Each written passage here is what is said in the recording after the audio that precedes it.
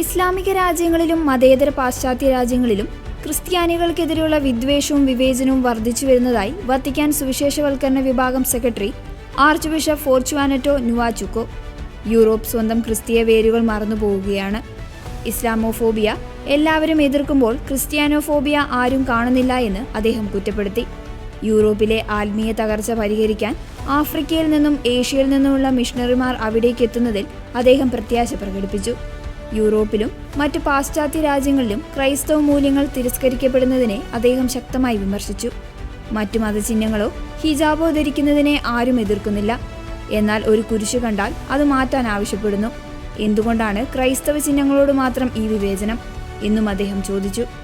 സമാധാനത്തെയും സഹവർത്തിത്വത്തെയും കുറിച്ചുള്ള ഏത് ചർച്ചയും ക്രൈസ്തവർക്കെതിരായ അതിക്രമങ്ങളെ ഗൗരവമായി അപലപിച്ചുകൊണ്ട് വേണം ആരംഭിക്കാനെന്നും അദ്ദേഹം ഓർമ്മിപ്പിച്ചു.